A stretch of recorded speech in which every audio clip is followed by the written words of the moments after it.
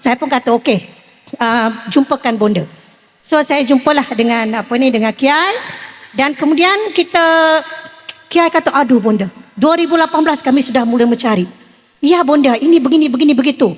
Okey, jom kita pergi ke Cultural Museum Cheng Ho. Kami pergi ke Pulau Besar sebelum itu. Ini Maulana Ishak ini bukannya yang seperti yang kita tahu, ini lain ini. Kita bukan ada satu Maulana Ishak, kita ada 5 Maulana Ishak. Aduh, 5 Maulana Ishak disusun balik ya, 5 tahun disusun. Jadi kami pergi ke Cultural Museum Cheng Ho. Dan kami terperanjat, Masya Allah. Rupanya di Cultural Museum Cheng Ho tu mengatakan Wali Songo ini, ya ada tulis Cina lagi, karakter Cina ya. Wih, ini sudah luar biasa ya. Sebab kita ingat dia daripada jalur Hadramaut ke India, ke alam Nusantara ya. Tetapi di Cultural Museum tidak begitu. Jadi kita pun sudah pening ya. Tetapi ada satu paparan, ini saya bagi tahu pada Mr. Li Pei Feng tadi ya. Saya kata di Museum Cheng Ho itu ada satu maklumat yang sangat besar. Bahawanya pada tahun 1964 MO Palindungan telah mengeluarkan satu maklumat di dalam bukunya bertajuk Tungku Rau, mengatakan keterkaitan mubalih di Jawa ini kepada Cina. Kemudiannya pada tahun 1968 perkara tersebut disusuli dengan kajian oleh Slamet Mulyana, mengatakan sah bahawasanya Wali Songo itu adalah orang Cina. Itu di Museum Cultural itu. Ya, jadi kita pun subhanallah. Tetapi apabila dan bunda kata dengan saya kata dengan Kiai harus bikin buku. Kerana apa? Kita himpunkan. Jadi buku yang dalam tangan saya ini bukan saja menceritakan tentang Wali Songo, tetapi menceritakan kepada induk kepada bukan saja Wali Songo, tetapi kepada kebanyakan ulama gelombang kedua yang bermula pada abad ke-13-14 daripada susur galur Syekh Jamaluddin Kubro yang sebenarnya seperti yang dimaklumkan oleh pembentang pagi tadi adalah daripada Syekh Jamaluddin Kubro bin Hussein bin Nasruddin bin Said Al-Ajal bin sampai daripada Jawa. Jawa kalau Wali Songo itu ke kerajaan Tanah Melayu di Cermin, kemudian terus pergi ke Champa, terus pergi Yunan, terus pergi ke Bukhara, terus pergi ke Baghdad, terus pergi kepada Madinah, cucu cicit Rasulullah sallallahu alaihi wasallam. Cuma kenapa perkara ini sudah dibentangkan sudah dikeluarkan pada tahun 1968, tetapi kenapa 2018 baru keluar? Kerana satu, ini dipaparkan di Museum Cheng Ho ya, saya sharing dengan semua ya, boleh pergi ke Melaka, boleh tengok. Dikatakan pada tahun 1968 Presiden Soeharto waktu itu, kerana waktu itu di Malaysia, di Indonesia sudah ada pelaku pemberontakan komunis. Jadi Presiden Soeharto kata stop, jangan bikin kajian. Jadi di stop pada tahun 1671. Kemudian kemudian apabila Gus Dur menteri Indonesia, Presiden Indonesia yang keempat, Gus Dur naik, Gus Dur mengatakan kita boleh buka kaji kerana saya keturunan Cheng Ho. Ini bukan saya yang cakap ya, ini di Cultural Museum Cheng Ho, pergi tengok ada situ. Saya pun terperanjat. Jadi dibuka di zaman Gus Dur, tetapi disebabkan waktu itu Bukhara tak buka, Cina tak buka sebab masa tu ada politik macam-macam ya. Hanya ditakdir Allah SWT dibuka di dalam tangan Naat pada tahun 2018 apabila mereka mendapati mereka ni dikatakan sebagai Musa Kazim lah, gini kah begitulah. Jadi baru mereka cek dan ternyata memang benar. Cuma saya nak menyampaikan bahawasanya Said Al-Ajal itu yang dikatakan sebagai nenek moyang kepada yang Wali Songo itu, beliau bukan saja nenek moyang kepada Wali Songo, malahan daripada cucunya Syekh Jamaluddin Kubro adalah nenek moyang kepada ramai daripada kalangan ulama, umara, raja-raja, bangsawan waliullah di Nusantara. Bukan saja di Jawa tetapi di seluruh Nusantara. Ya. Jadi Syekh Jumadil Kubra itu adalah rahsia kepada keterikatan bukan saja Wali Songo tetapi Sultan Palembang, Sultan Melaka, Sultan Cermin Jeddah, Sultan Brunei Sulu Mindanao itu adalah bersusur galurkan kepada Syekh Jumadil Kubra bin Syed Hussein bin Syed Nasruddin bin Syed Al-Ajal. Manakala di sisi lain dia bersaudara dengan Cheng Ho. Ya, dan saya tidak perlu menghuraikan dengan lebih lanjut kerana telah pun dibentangkan tadi. Kalau nak tahu secara tuntas Syekh Jumadil Kubra itu, ya, ke atas itu Syed Naqabah daripada Pakistan sudah bagi tahu. Ya, kemudiannya kalau nak tahu yang ke bawah Kelantan, Palembang, Sulu Mindanao, Brunei itu ada datanya kemudian ke Jawa. Jadi rumusannya kebanyakan daripada ya pembangunan peradaban tamadun di alam Nusantara ya pada gelombang kedua ya, gelombang pertama sudah selesai 700-800 di Sumatera, tetapi pada gelombang kedua adalah daripada anak cucu Syekh Jumadil Kubra yang antaranya adalah Wali Songo. Jadi sebagai permulaan itu saja daripada saya, insya-Allah.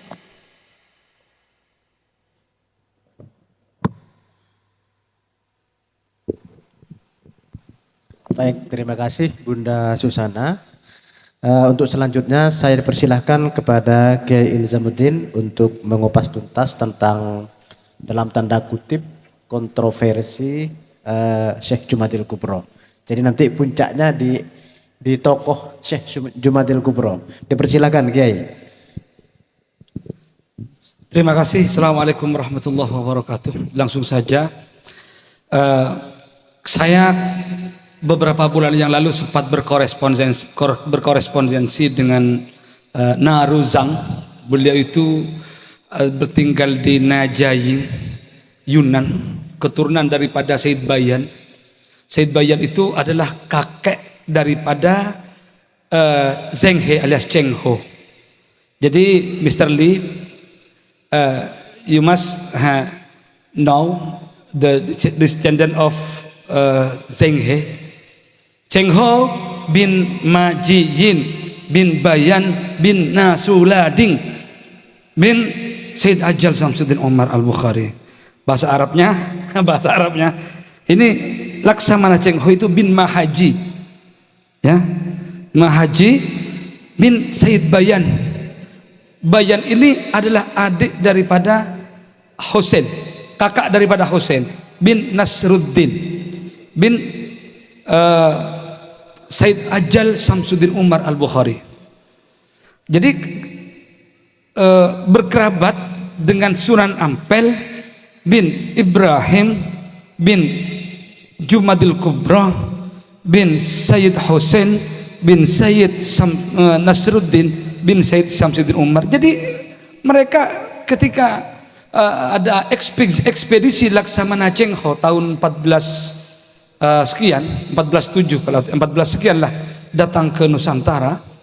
Mereka ada kelompok-kelompok bersama kerabat-kerabat yang dari kakek-kakek Wali Songo yang ikut di dalamnya, keluarga besarnya. Bahkan yang ikut Laksamana Cheng Ho bernama Hasanuddin yang sekarang menjadi Syekh Kuro Kerawang. Itu juga dari Laksamana Cheng Ho.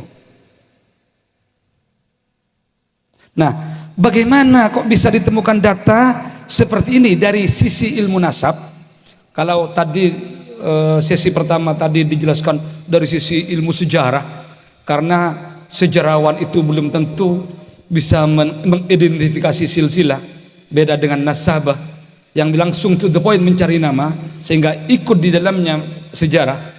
Kalau seorang ahli nasab menentukan nasab, otomatis ikut sejarahnya, tapi seorang sejarawan belum tentu ikut silsilahnya. Betul kan? Betul. Jadi begini, kami membentuk tim pencari fakta Jumadil Kubra di Naat ini, tim 9, sejak 3 tahun yang lalu. TPF, tim pencari fakta Maulana Jumadil Kubra, Semua kemungkinan Jumadil Kubro dibahas. Versi Serat Panangan Tepas Darah dalam Jogja dan versi Serat Candrakanta kita bahas lebih dulu melalui kita sebuah rangkum dengan sebuah buku berjudul Al-Dzikra fi Ansabi Maulana Jumadil Kubra. Silsilah itu tertulis bagaimana data kita di Jawa. Jumadil Kubra bin Jumadil Kabir bin Abdurrahman bin Abdullah bin Sama'un sampai ke atas itu. Nah kemudian buku-buku nama-nama itu kita ajukan ke Nakobah luar negeri, Nakobah khususnya Nakobah Uzbekistan dan Nakobah Pakistan. Mengapa kita merujuk ke sana? Karena masyhur bahwa Wali Songo ini jalurnya jalur Bukhara Uzbekistan, sehingga untuk cek and recheck validitas daripada suatu silsilah, ketika data ini ditemukan di Jawa, maka kita harus cross check di Uzbekistan atau di Pakistan, tempat yang terdekat. Ketika terkonfirmasi baru ini sahih. Gitu. Nah, kami punya beberapa manuskrip tulisan tahun 1700 Masehi. Ada 5 kalau tidak salah manuskrip. Bahas huruf Jawa Kawi, huruf Jawi tertulis begini, Jumadil Kubro itu putarnya Husain. Nah, Husain bin Jumadil Akbar bin Zainal Alim bin Zainal Husain, terus ke atas julukan semua, gelar semua, sehingga kami bingung. Nama daging yang kami yakini hanya Husain. Nah, sementara di buku lain, di referensi lain, yaitu runtuhnya kerajaan Hindu Jawa karangan Profesor Slamet Mulyana, menulis bahwa Sunan Ampel itu dari Yunan. Nah, kamakola Ustadzi Syekh Murabbi Sidi Ahmad Al-Hadi min Tunis qol, bahwasanya Yunan itu beda dengan Cina, bahwa Yunan itu banyak kesamaan dengan Melayu. Ketika kami cek ke sana, betul. Nah, ini begini awalnya. Setelah Husain, tercatat Husain, ini kita hubungkan dengan bukunya Profesor Slamet Mulyana bahwa Wali Songo dari Yunan. Bahkan kita mendapatkan suatu artikel bahwa Jumadil Kubro itu adalah keturunan daripada Syed Ajal Samsuddin Umar. Itu baru kita meneliti siapa saja putra Syed Ajal Samsuddin Umar. Itu. Yang sebelum kita meneliti, kami tim 9 meneliti jalur Cina, selama 6 bulan telah kami teliti jalur Aceh. Karena tidak ada jauh ketersambungannya, selama 6 bulan kami bahas siang malam jalur Aceh itu, sehingga kami beralih ke jalur Yunan dari segi ilmu nasab. Terus kemudian data Syed Ajal Samsuddin Umar itu di manuskrip Yunan yang ketika kami ke Najain itu punya putra 5. Salah satu diantaranya bernama Said Nasruddin yang menjadi gubernur Yunan sebagai penerus dari ayahnya. The second governor in Yunan, his name is Said Nasruddin Al-Bukhari dari Bukhara.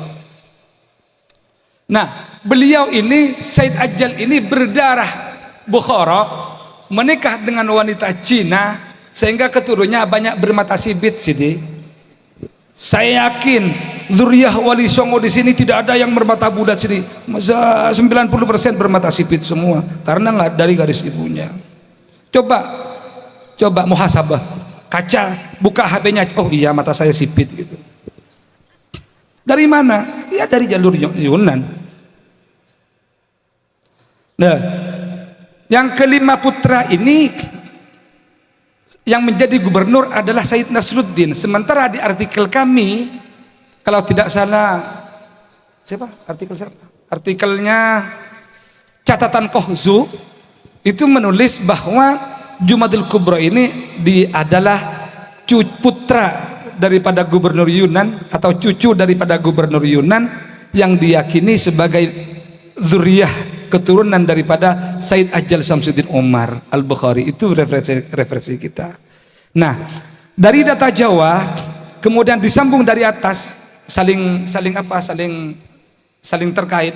Dimulai kita ada yang dimulai dari manuskrip Jawa menulis Said Jumadil Kubro bin Husain, sementara dari atas Said Ajal Samsuddin Umar punya putra Nasruddin punya putra Husain. Nah, ini yang perlu kita teliti lama. Husain ini apakah betul Husain yang ada di Yunan itu, apakah betul ini Husain yang dimaksud dalam silsilah Jawa, silsilah Madura? Di manuskrip itu apakah betul? Nah, ini yang kita butuh referensi atau manuskrip Yunan. Siapa yang punya? Ternyata Nakib Pakistan Said Ali Abbas punya members, punya anggota di Yunan yang mempunyai manuskrip itu. Ketika saya tanya kepada Said Ali Abbas waktu itu, siapa putranya Husain, my brother? Beliau menjawab, Husain di catatan manuskrip Yunan ini punya putra 7. Salah satunya yang putra tertua bernama Jamaluddin Al-Kabir, yang di sini disebut Jamal Shah. Ini. Nah, ini Jamaluddin Al-Kabir ini, sehingga mungkin ada pembelokan Jamaluddin Husain. Jadi Jamaluddin bin Husain, bukan Jamaluddin Al-Husaini, tapi Jamaluddin bin Husain. Jamaluddin punya adik namanya siapa? Namanya Jalaluddin. Ketika dikaitkan dengan buku catatan Tuan Kurrau dan catatan Profesor Slamet Mulyana dalam naskah Sampokong itu, memang Jalaluddin ini di manuskrip Tuban tercatat sebagai ayah daripada Arya Teja Abdurrahman bin Jalaluddin Syekh Makam Dowo, masih kerabat Sunan Ampel. Dari Jalaluddin punya anak Abdurrahman Arya Teja menjadi bupati, Haryodikoro menjadi bupati Tuban, yang sebelumnya itu menjadi penguasa di daerah Manila dengan menikah dengan orang Manila, punya anak Nyai Ageng Manila yang dinikahi oleh Sunan Ampel. Jadi Nyai Ageng Manila itu bukan asal naruh nama Manila, ternyata tidak. Itu ternyata Manila itu nama Manila Filipina, anaknya Arya Teja Abdurrahman dengan istri yang di Filipina. Tambah Cina lagi cucunya. Karena Filipina itu Indochina. Artinya Cina bukan Cina yang dimaksud saya, Cina sekarang apa? Jinping siapa presidennya? Xi Jinping, bukan itu maksud saya, tapi mata sipit. Mata sipit. Nah, kemudian juga punya putra Abdul Aziz, punya saudara Abdul Aziz dan 5 orang saudara lainnya yang disebut oleh Said Ali Abbas tadi. Yang ke Jawa ini, yang ke Nusantara ini adalah Jamaluddin dan Jalaluddin. Jalaluddin adalah leluhur daripada Kanjeng Sunan Kalijaga, Jamaluddin adalah leluhur daripada Kanjeng Sunan Ampel. Begitu. Sehingga ketika data di atas bertemu dan saling konfirmasi, ya kami anggap ini valid. 95% valid, 5%-nya salah sebagai manusia. Karena kita akui kita sebagai manusia tidak luput dari salah. Inilah hasil dari ijtihad kita. Kalau salah mendapatkan 1 pahala, kalau benar mendapatkan 2 pahala. Ini ijtihad. Bahkan kami sendiri datang ke Yunan waktu itu, kira-kira bulan Agustus 2024 kami datang ke Yunan. Sebelumnya datang ke Pakistan untuk cek silsilahnya. Setelah dari Pakistan datang ke Yunan, tepatnya kita darat di Kunming. Waktu itu kita juga ziarah ke makamnya Said Ajal Samsuddin Umar, juga kita diajak ke Najain dan kita mendapatkan pengakuan dari sana. Kita diakui dari sana. Ini saya baca pengakuannya dari lembaga pencatat nasab di sana, di Kunming, di Najain.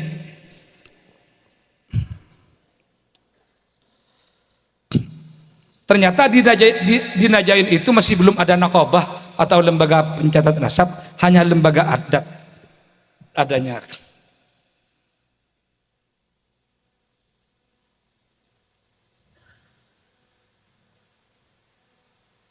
Nah, jadi orang Cina itu, orang Najain itu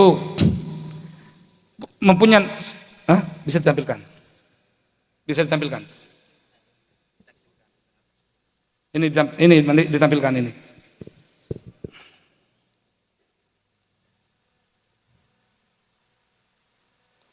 Bacanya kalau tidak salah begini nih.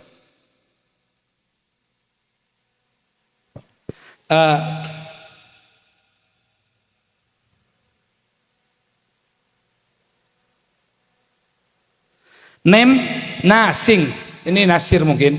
Nasing, address Naguzen Town, Tong Haisian, Yuki City, Yunnan Province, China. Position, the representative of Yunnan Provincial Society of Ethnology, Hui Research. Jadi suku Hui, seperti yang dikatakan oleh tadi. Nah itu. Jadi Herebi declared that Jamaluddin Al-Kabir, the grandfather of Wali Sembilan, is a descendant of Sayyid Samsuddin Omar in Yunan. Sudah. Jadi ini pengakuan dari sana. Ini namanya tidak bertepuk sebelah tangan. Kita bukan mengaku dari Yunan, tapi orang Yunan juga mengaku kita sebagai keturunan daripada kerabatnya yang ada di sana. Coba Mr. Lee biar ngerti. Mungkin yang bahasa Cina ini, yang bahasa Cina sudah kirim. How about you, Mr. Lee? I'll display that's China language. Coba kirim. Coba ditampilkan yang pengakuan yang bahasa Cina. Nah, Mr. Lee,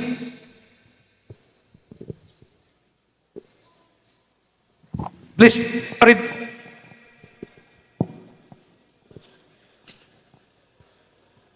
I can explain this in Mandarin. First, I will pronounce in Chinese in Mandarin. Firstly, I pronounce in Mandarin. 赛典赤詹斯丁第24代后裔的声明，姓名纳新，地址中国云南省玉溪市通海县纳古镇，职位云南省民族学会回族研究专委会代表。在此，我声明，贾马鲁丁哈钦的儿子是在中国云南省的赛典赤詹斯丁的一个后代。I explain. Here mention one place named Na Gu Zhen. You can show. You can show. I can show. Na Gu Zhen. It's most of the people lived here is Muslim, Vietnam Muslim, and many people lived here. The family name Na. Na means from Nasruddin.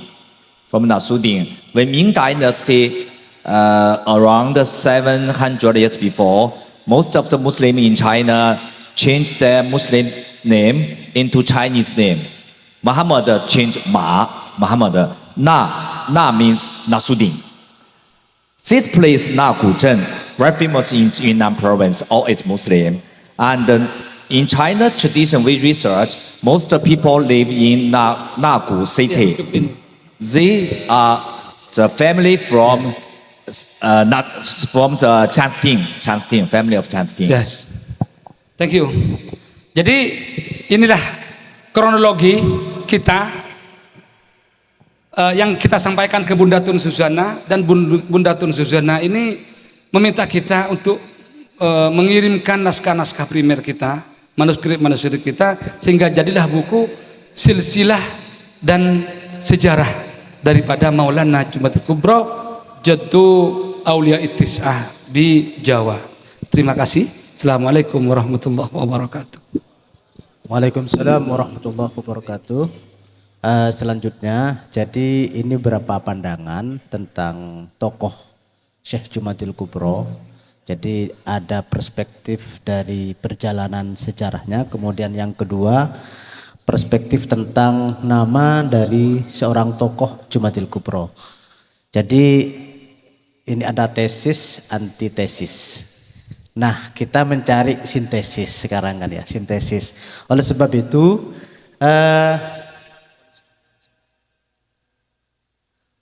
itu, untuk menyempurnakan diskusi pada siang menjelang sore ini, saya berikan waktu kepada Gus Muhsin untuk menyempurnakan diskusi kali ini. Sebelum saya berikan waktu kepada para audien, barangkali ada pendapat yang berbeda. Jadi search and research kan ya. Dipersilakan Gus Muhsin. Baik, assalamualaikum warahmatullahi wabarakatuh.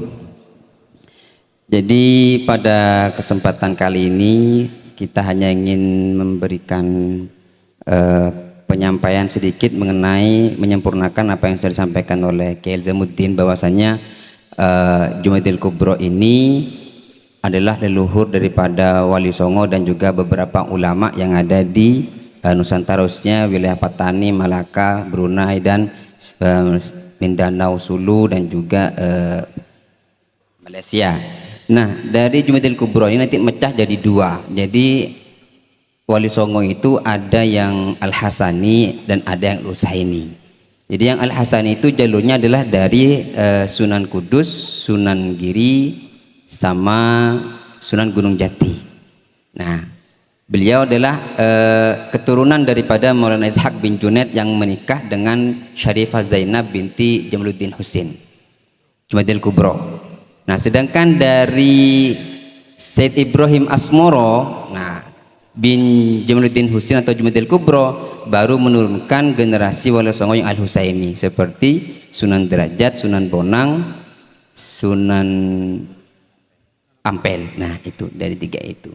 Sunan Kalijaga dari jalur yang Jalaluddin bin Nasrud bin Husin. Sehingga dari pemaparan tadi Tun Suzana juga dari Kiai Ilzamuddin, nah ini adalah penyempurnaan ke bawahnya, bahwasanya yang perlu kita pahami bersama bahwasanya Wali Songo itu ternyata ada dua jalur, dari Sayyidina Hasan dan juga dari Sayyidina Husin.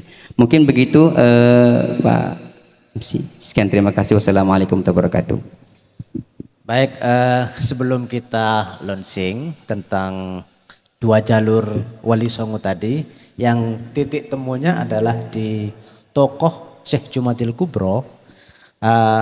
Sebelumnya saya berikan kepada para audiens, mungkin ada yang mau menyampaikan pendapat atau ada pandangan-pandangan lain, sehingga kami Naat bersama tim ini tidak sepihak. Dalam artian kajian-kajiannya yang sudah bertahun-tahun kita diskusikan dengan Bunda Tun Suzana di Malaysia, dengan para pihak di beberapa negara, ini menjadi clear hari ini.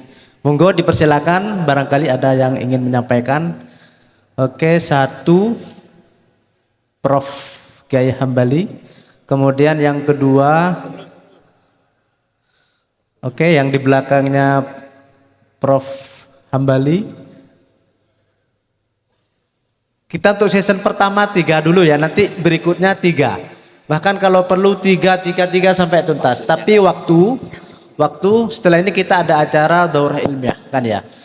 Mungkin yang pertama Prof. Hambali, kemudian di belakangnya dan Kiai Hamid dari Pasuruan. Dipersilakan.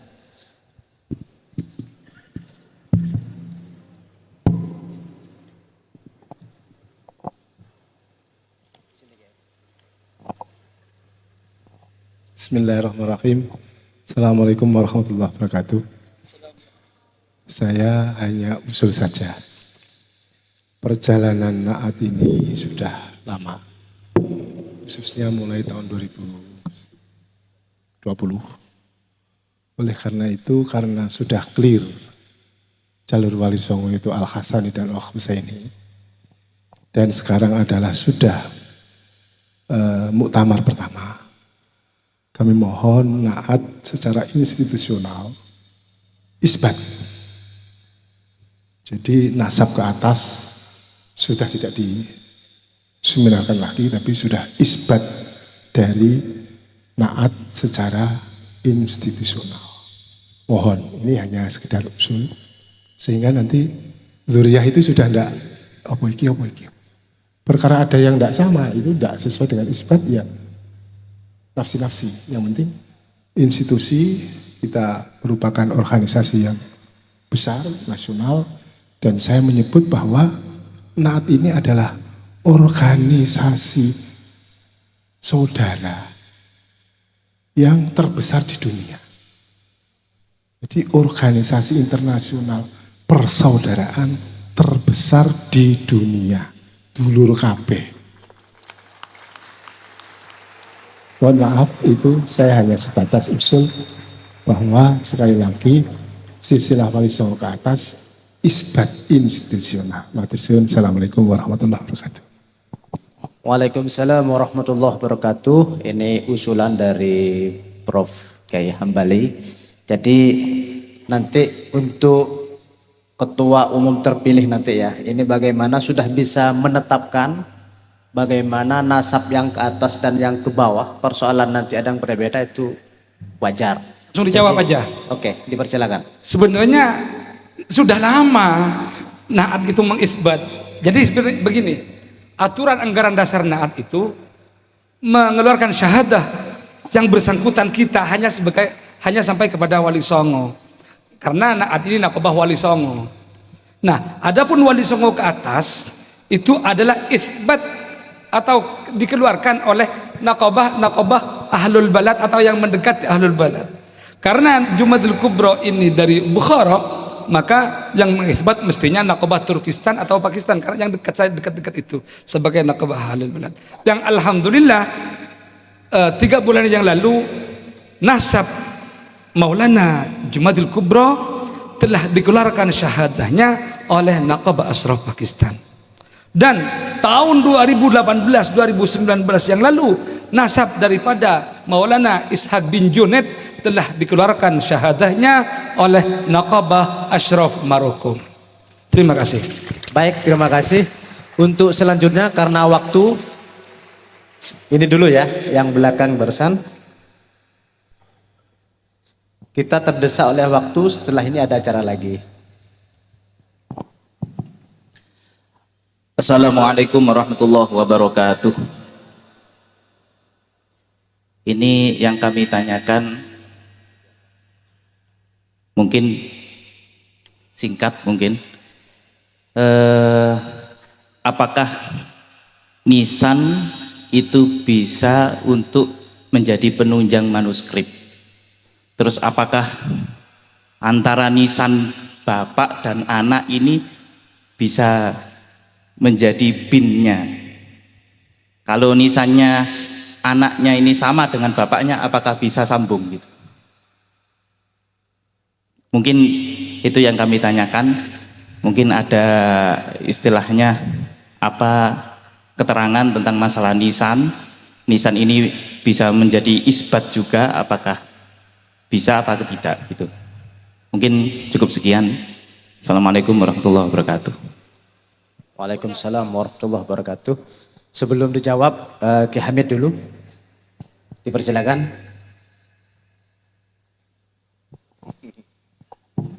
Terima kasih. Assalamualaikum warahmatullahi wabarakatuh. Langsung saja to the point, bil ikhtisar. Pertama yang perlu kami sampaikan dan perlu dijawab tegas, yaitu alasan apa sampai tadi di isbat ini, kitab-kitabnya apa gitu loh. Apa kemudian itu ada kitab sezamannya atau tidak? Khawatirnya nanti di isbat ada yang gugat, kayak sebelah. Khawatirnya gitu loh. Tolong Gus Muksin jelaskan itu. Antum punya berapa alasan? Kok ndak ini, kok ndak yang ini, kok pilih yang ini gitu loh. Tolong dijelaskan biar semua clear. Karena saya juga ada beberapa orang yang ngubungi, loh kok yang ini saya jelaskan. Alasan yang pertama ini masih belum terima lah, barangkali ini Gus Muhsin bisa jelaskan. Ada berapa alasan yang kuat dengan kitab-kitab nasab tentunya. Sekarang kan lagi tren itu. Kitab sezamannya mana gitu. Oh, ini bukan ilmu nasab kan. Ini penting karena ini terkait nasab Wali Songo yang kata Profesor Kiai Hambali ini sudah mendunia gitu. Ya, Gus Muhsin ya. Kemudian kenapa tidak ditetapkan misalnya yang ke Aceh? Apakah karena ke Aceh satu tidak ada hubungan ya? Atau yang kedua karena tidak nyambung dengan kitab nasab misalnya? Ini penting Gus Muhsin, tolong jelaskan. Terima kasih. Assalamualaikum. Baik, terima kasih. Ini terkait masalah pencarian data kalau di buku metode penelitian. Jadi kalau pertanyaan pertama berkaitan dengan fenomena pencarian data melalui batu nisan, apakah itu bisa menunjang atau bagaimana? Kemudian yang kedua, ini pendekatan referensi, apakah ada kitab yang sesaman atau lain-lain dan sebagainya, sehingga Naat nanti mungkin bisa menetapkan suatu nasab sehingga itu menjadi referensi bersama. Mungkin bisa mulai dari Bu Tun Susana, dipersilakan. Oke, baik. Saya tidak mengatakan saya pakar nasab. Saya mengkaji daripada menggunakan apa yang saya sebut sebagai kaedah sejarah ya. Jadi itu sebab bila disebut tentang nasab, saya bukan orangnya, tetapi saya melihat bagaimana Syed Nakil Alatas, bagaimana beliau mengkaji sesuatu nasab, dan saya juga melihat bagaimana saya didatangi oleh 2-3 pelajar universiti yang mana mereka datang kepada saya dan mereka berkongsikan tentang Wali Songo. Dan kita bersetuju ya, apabila sesuatu perkara itu berkaitan dengan sejarah, ada bermacam-macam cara untuk kita membuat satu rumusan, kerana kita tidak ada di zaman itu ya. Jadi kita kena tarik ya. Saya telah menulis 30 buku dan antara buku yang saya tulis adalah keturunan saya sendiri yang saya terpaksa susun ya, daripada Kesultanan Pahang di Malaysia. Jadi kita tidak boleh menggunakan ya, daripada perspektif sejarah, kita tidak boleh menggunakan satu saja cara. Ya, kita melihat pada nisan, kita melihat pada artifak, kita melihat pada mental fact, kita melihat pada social fact, kita melihat kepada sumber-sumber. Ya, Syekh Muhammad Syagir Haji Wan Syagir, ya, seorang tokoh daripada keturunan Syekh Jumaidi Kubra yang menghimpunkan beribu manuskrip dan membuat rumusan. Kita ambil daripada situ. Kadang-kadang dalam satu salah silah ya, akan berlaku dalam satu cerita akan berlaku beberapa naratif. Memang susah. Saya sendiri atuk saya nama Tahir. Kemudiannya atuk saya punya atuk nama Tahir, Sultan Pahang lama, dinasti Bendahara. Jadi bapa saya kata itu kita punya atuk dulu Sultan Pahang itu nama dia Tahir. Tapi tengok daripada timeline tidak. Rupanya dia mengatakan tentang cucu. Jadi begitu juga dengan nisan ya, mungkin nisan kita itu kena pakar nisan, melihat bagaimana nisan itu, bagaimana catatan dia adalah bidang dia ya. Tetapi untuk mengambil daripada sudut sejarah daripada satu sisi tanpa mengambil kira kepada sisi yang lain, sisi budaya, sisi artifak, mental fact dan juga manuskrip-manuskrip yang pelbagai, itu yang disebut sebagai istimbat ataupun isbatkan. Itu yang tadi Kiai mengatakan, jika salah satu pahala, jika salah satu pahala, jika benar 2 pahala. Jadi untuk kita mengatakan satu tu tuntas itu sukar. Ya. Jadi apa yang saya nak sharing di sini, pengalaman saya menulis, kadang-kadang saya dapat Syekh Jumaidi Kubra ini mengatakan begini, tidak, kerana ternyata beza daripada segi tahun. Kita kena susun. Kemudian bagaimana kita nyusun? Ambil daripada sumber lain. Kerana pelbagai sumber tentang Syekh Jumaidi Kubra, daripada Bukhara, daripada Yunan, daripada Jawa, daripada Cermin Jeddah.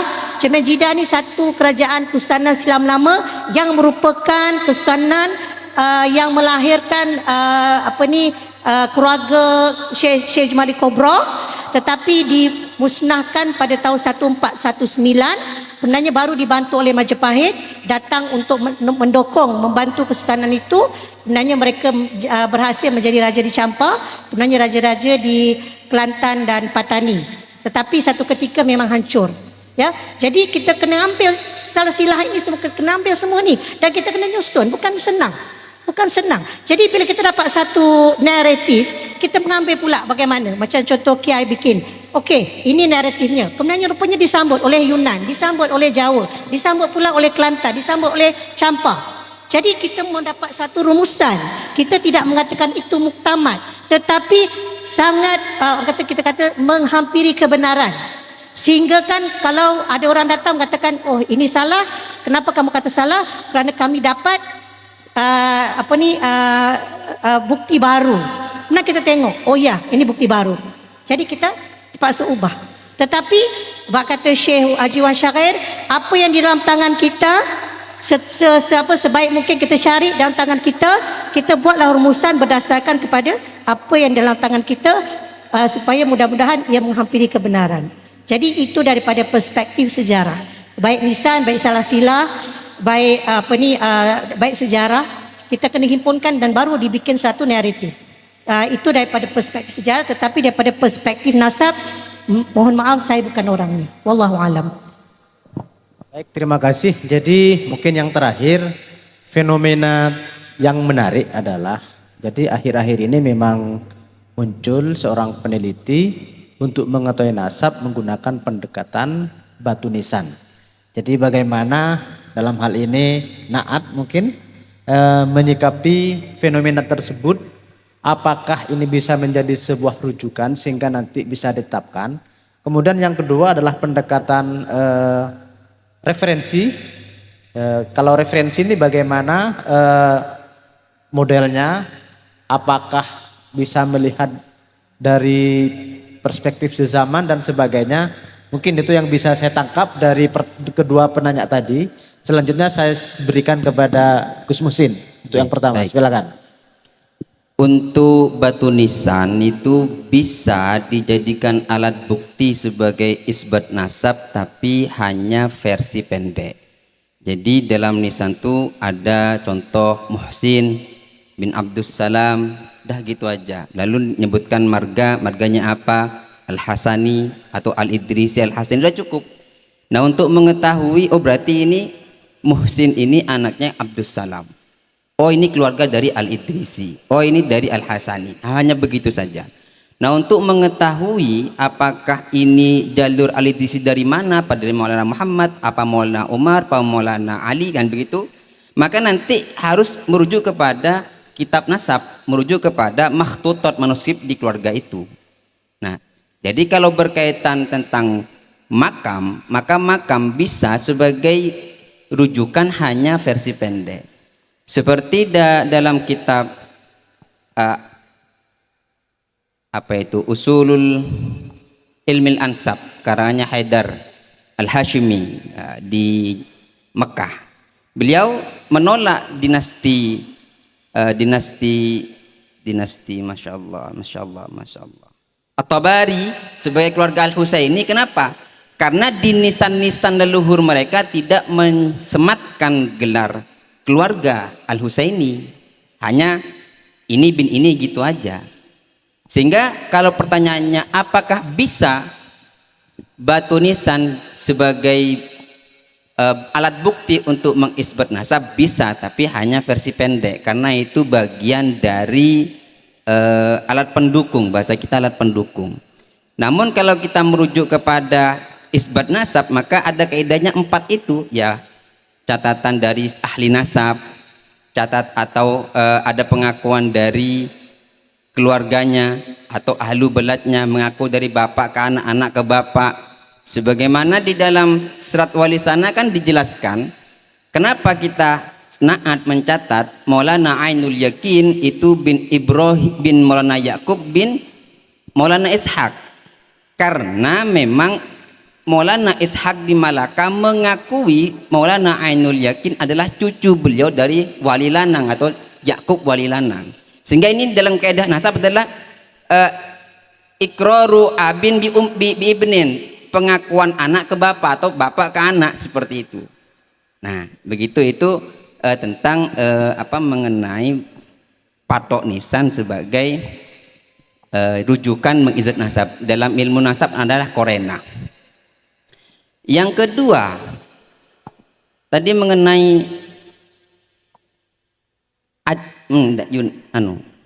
referensi mengenai kenapa kita memilih versi Yunan daripada versi Aceh. Sebelum kita meneliti Yunan, 6 bulan kita meneliti Aceh, tetapi tidak sinkron dengan kitab nasab. Kenapa dengan kitab nasab, dengan kaidah nasab nggak sinkron? Karena memang nama-nama yang disodorkan oleh seseorang itu kami cek secara kaidah nasab, secara ilmu nasab nggak nyambung. Banyak kelemahan-kelemahan kita temukan ketika itu disambungkan kepada Wali Songo. Kenapa kita memilih data yang versi Yunan? Karena versi Yunan ini sebagaimana yang disampaikan oleh Kiai Ilzam dan Tun Suzana, Bunda Suzana, disambut dari sana, disambut dari sana, itu maksudnya diakui dari sana, dari sebelah sini diakui, sebelah sini diakui, sebelah sini diakui, memang seperti itu. Nah, itu namanya, kalau dalam ilmu kaidah nasab ada istilah afdaliyatul zaman, ada istilah afdaliyatul makan. Jadi kita menemukan referensi menyatakan bahwasanya Jumadil Kubro adalah putra daripada gubernur Yunan. Kita cari referensi data-data yang lain seperti itu, dan ternyata memang di Yunan dikatakan bahwasanya Sayyid Husin adalah sebagai leluhur Wali Songo yang ada di Indonesia. Nah, sehingga ini kan namanya ada pengakuan dari asal tempat, afdilatul makan. Jadi pertimbangan dalam segi tempat di mana dia berasal. Kita mengaku dari Temboro. Kita hijrah ke Surabaya, mengaku sebagai, mohon maaf, putra daripada Kiai Ubed sumpamanya contoh seperti ini di Surabaya. Nah, maka Surabaya itu harus cross check kepada ke Temboro, betul nggak Kiai Ubed punya anak bernama ini? Nah, itu namanya afdilatul makan. Dan itu yang kita pakai selama ini di Naat. Jadi ketika ada orang mau isbat nasabnya ke Naat, kamu dari mana? Oh, saya dari Pamekasan. Dari jalur mana? Dari jalur Sayyid Abdul Karim gitu. Atau siapa dari mana? Saya dari Agung Beleng, Toronan, cuma gini. Maka kami harus cross check kepada keluarga besarnya. Benar nggak memang ada data ini turun kepada keluarga ini? Nah, seperti itu. Itu yang istilah kita adalah afdatul zaman dan afdatul makan. Pertimbangan-pertimbangan seperti itu dalam mengisbat nasab. Nah, lalu apakah ada alat pendukung mengenai tentang ketersambungan nasab Wali Songo ke versi Yunan ini dalam kitab nasab? Ada. Jadi dari Musa Al-Kadim sampai generasi kesekian itu sudah tercatat dalam kitab nasab. Di abad ke-9 sudah ada nama-nama yang diakui oleh leluhurnya daripada Sayyid Ajal Samsuddin Umar ini. Lalu dari Sayyid Samsuddin Umar ini ke Jumadil Kubro menggunakan apa? Menggunakan manuskrip yang dimiliki oleh Yunan. Kenapa? Karena dalam ilmu nasab, kaidah ilmu nasab ya kami sampaikan bahwasanya makhtutot itu bisa menjadi alat bukti sebagai mengisbat nasab seseorang. Jadi jelas kami mengisbat nasab Jamaluddin Al-Kabir, Jumadil Kubro ke Yunan itu karena memang ada datanya di sana. Ada manuskripnya seperti itu, ada pengakuannya seperti itu. Bahkan dulu kami sebelum terbang ke Ilzam ini terbang ke Yunan, silaturahmi ke PITI, Persatuan Islam Tionghoa Indonesia. Pada 2016 Tionghoa di Jawa Timur di Surabaya sudah pernah mengadakan seminar internasional mengenai Islam dari Yunan dan Wali Songo dari Yunan.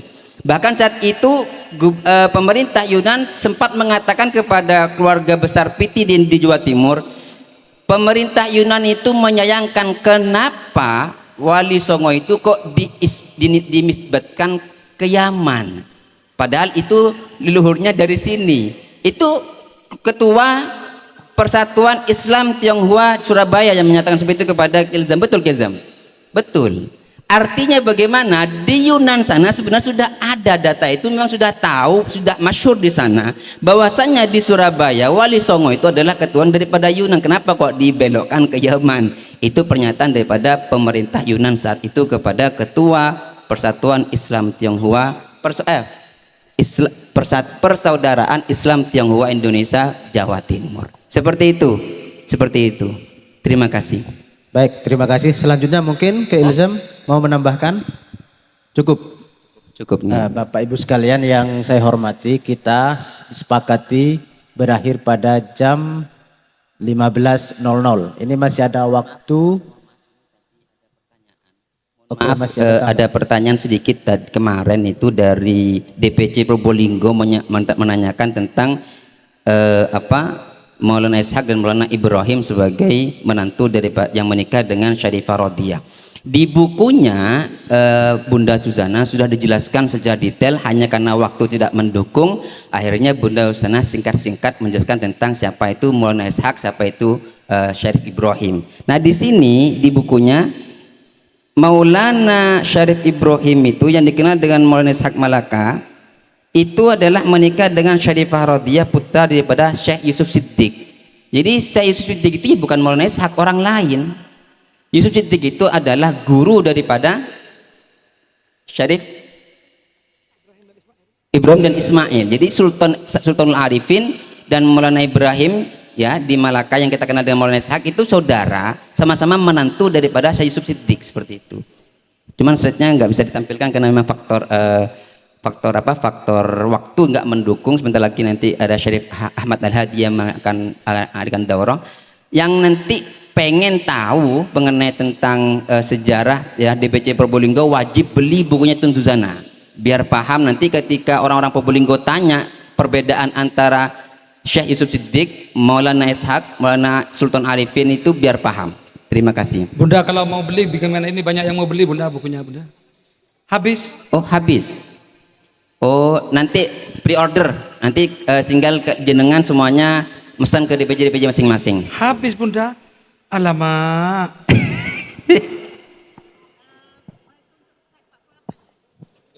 Boleh tunjuk Mas yang tadi slide 44.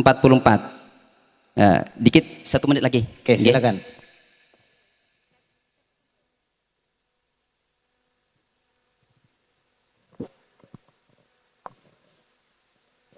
Jadi buku ini dia akan memberi data ya, banyak salah silah ya kepada anak-anak, kepada Syekh Jumadi Kubra, daripada Said Bakat Zainul Alam, kepada Syekh Ibrahim Asmoro, kepada Syekh Ali Nurul Alam dan yang lain-lain ya. Jadi salah satu daripadanya adalah yang berkaitan dengan keturunan Syekh Sultanul Aulia Syekh Abdul Qadir Az-Jilani yang berkahwin, keturunannya berkahwin dengan putri Syekh Jumadi Kubra. Sila slide 44 di Pulau Besar. Ada slide. Slide yang tadi Mas operator. Oke, terus ke slide 44. No. Terus. Lari.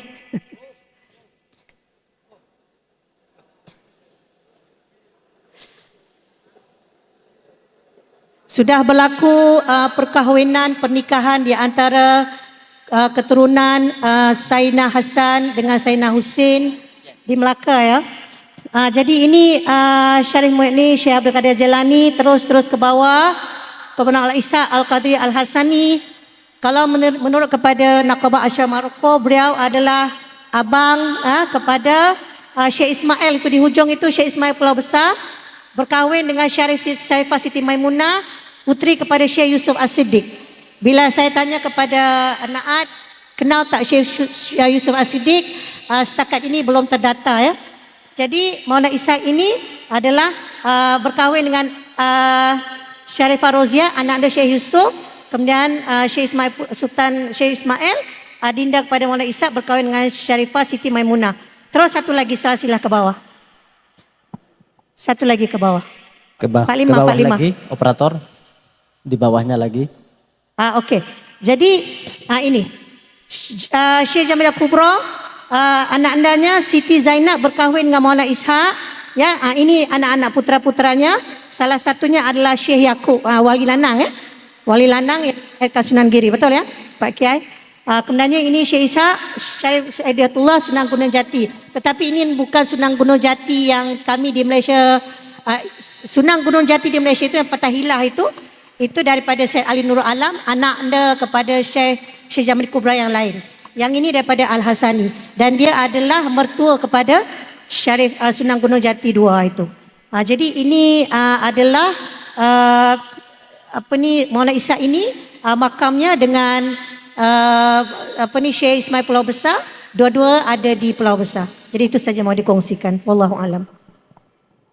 Jadi dengan adanya ini kita menerima pembukaan cabang Naat Istimewa luar negeri. Oke.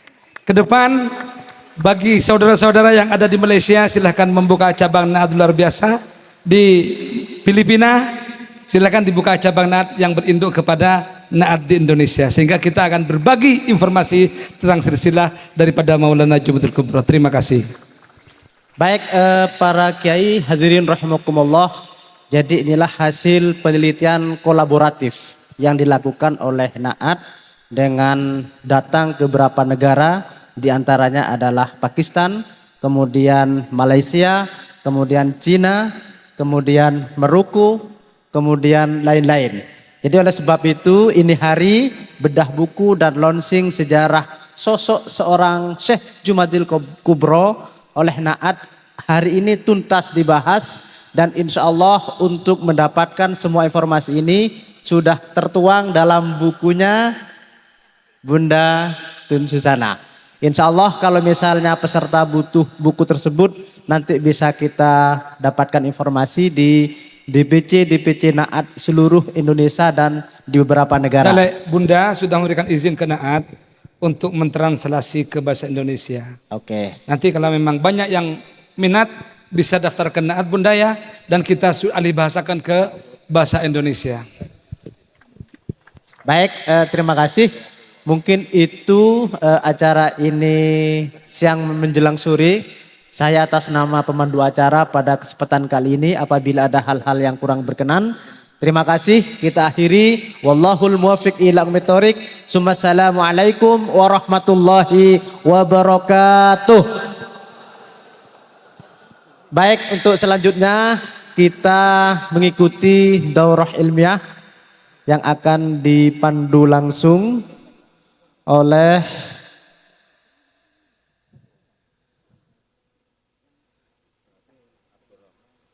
mohon berkenan kepada Syekh Rahimuddin Nawawi Al-Bantani, kemudian Syekh Al-Alim Ar-Rabbani Asy-Syarif Ahmad Al-Hadi Al-Hasani. Kemudian mohon berkenan juga maju ke depan pengasuh pondok pesantren Al-Fatah Temboro Magetan.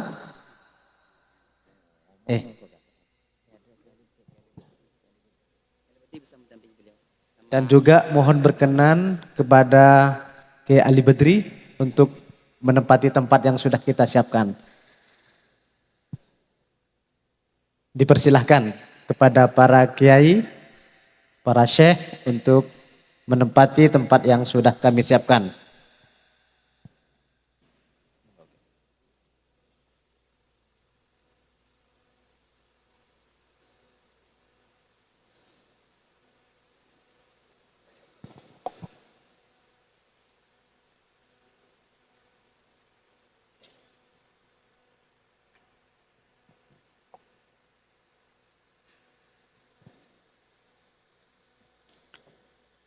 Jadi untuk daurah ilmiah ini akan dipandu oleh Syekh Rahimuddin Nawawi Al-Bantani. Kepada beliau waktu dipersilahkan.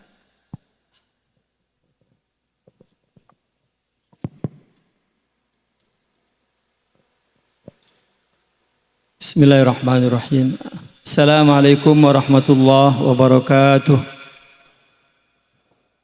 Alhamdulillah wassalatu wassalamu ala Rasulillah wa ala alihi wa ashabihi wa mawalah, amma ba'du. Hadratul Mukarram Syekh Al-Alim Ar-Rabbani Sayyidi Ahmad Al-Hadi Al-Hasani, dalam hal ini sebagai pembicara utama, dan juga bersama kami Kiai Ali Badri. Hadirin muslimin muslimat yang berbahagia, karena waktu sudah sangat mendesak, ya, mestinya dimulai jam 2 sampai jam 3, tapi ini sudah jam 3, maka langsung kita akan persilahkan Sidi Ahmad yang akan menjelaskan tentang pandangan-pandangan ulama ulama Maghrib tentang Wali Songo, silsilahnya dan keilmuannya. Sedikit sebagai pengantar, saya dan Ki Ali Badri bertemu dengan Sidi Ahmad sejak 2010. Sejak itu beliau langsung langsung nyeletuk, langsung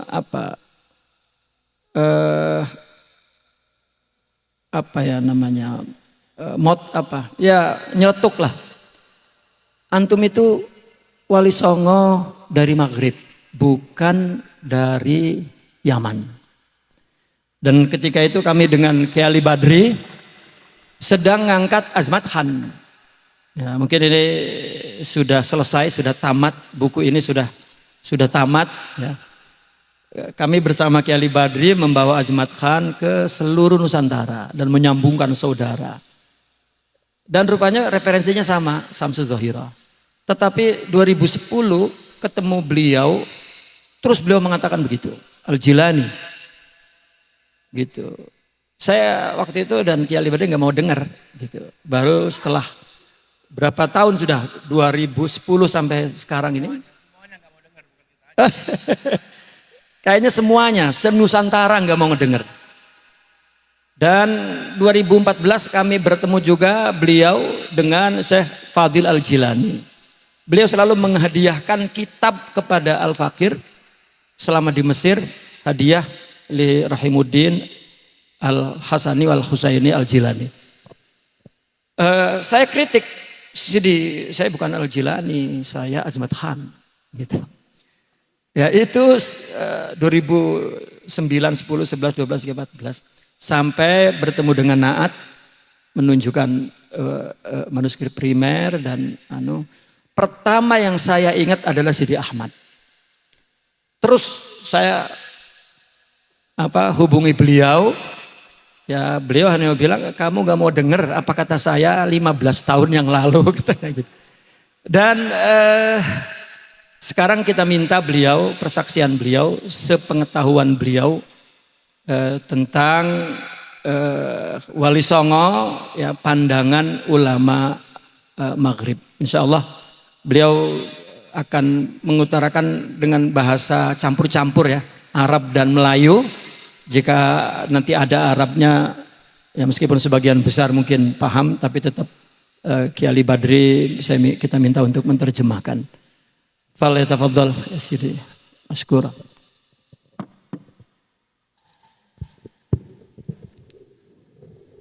Bismillah walhamdulillah wassalatu wassalam ala sayyidina wa maulana Muhammadin Rasulillah wa ala alihi wa sahbihi wa mawalah.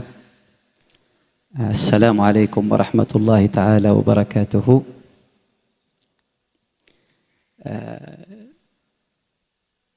الاحترام والتحية والإكرام لجميع الحاضرين خاصتهم وعامتهم. ممكن ترجمة شوي ولا تتكلم ولا إن شاء الله. وخصوصا احترام وتقدير لصاحب الاسم الجميل يمن امبونيائي نماين شميل دين هيبات، yaitu Syekh Ubaidullah Ahrar, wasitah masyhur dalam sanad Tariqah Naqsyabandiyah Aliyah. Juga Bukhara juga Maulana Ubaidullah Ahrar, Maulana Mir Kilal, Maulana Bahauddin Naqsyaband, semuanya ni wasita-wasita dan perantaraan-pentaraan silsilah Naqsyabandiyah, asal mereka juga daripada Bukhara, silsilah Husainiyah Bukhariyah. Sebab itulah juga terjih Hambani yang dhaif, terjih juga bahawa Jalaluddin Kubra kembali kepada jaluran dan saluran itu Amir Yunan, yaitu Al-Ajal, bukan Ajjal. Al-Ajal maksud dalam bahasa Arab yang paling tinggi, paling mulia, paling dihormati. Jadi sanad itu tapi nak tawakuf sikit, yani ambil perhatian bahawa hasru jami'i ansabil awliya Jawa, menembalik seluruh nasab awliya Jawa kepada satu saluran ni nama tahakkum, yani buat putusan atas Allah. Tak boleh macam tu. Bukan semua saluran dan sanad awliya Jawa kembali kepada Jalaluddin Kubra. Sebab di Nusantara ni kadang-kadang boleh menisbahkan seorang kepada satu nasab melalui perempuan atau ibu atau nenek, dan kalau di sisi Arab tak mu'tabar itu nasab keturunan, ada melalui laki, jantan sehingga Rasulullah sallallahu alaihi wasallam. Tapi yang muttafaqun alaih, yang telah disepakati, yang muttafaqun alaih bahawa awliya Jawa adalah keturunan Nabi sallallahu alaihi wasallam, itu syukur habis. Faham? لأن الولاية قرينة النسب عند العرب. Di sisi orang Arab, kewalian menunjuk kesahihan nasab. Kewalian yang sempurna, bukan kewalian yang sebab ada wilayatul uzma. Umpama Maulana Malik Ibrahim, iaitu kunci tanah Jawa, empunya tanah Jawa, tuan terutama tanah Jawa, pembukaan Jawa, memiliki Jawa, menyebabkan habiskan kerajaan Majapahit yang kalau berterusan ada sehingga orang bulan datang, nescaya kita hari ini dalam tanah kekufuran. Faham? Mafhum? Bahasa. Kalau Majapahit itu tahjatu melalui usha Maulana Malik Ibrahim Sunan Gresik, Al-Syekhul Maghribi, Al-Syekhul Akbar, nescaya tanah ni tak jadi tanah umat Islam kalau berterusan Majapahit dan tak jatuh. Sebab Majapahit jatuh ketika orang Kristian dan Bulat dah hampir sampai atau sampai. Kalau orang Kristian sampai dan masih lagi kerajaan itu ada lagi, habiskan umat Islam. Tak boleh ada umat Islam di sini. Jadi ketahuilah kebesaran Maulana Malik Ibrahim. Sebetulnya cakap dengan Syekh Rahimuddin, kunci segala-galanya adalah Maulana Malik Ibrahim Sunan Gresik, itu Syekhul Akbar. Itu kunci, itu Syekhul Masyaikh, murabbi kepada segala awliya Jawa.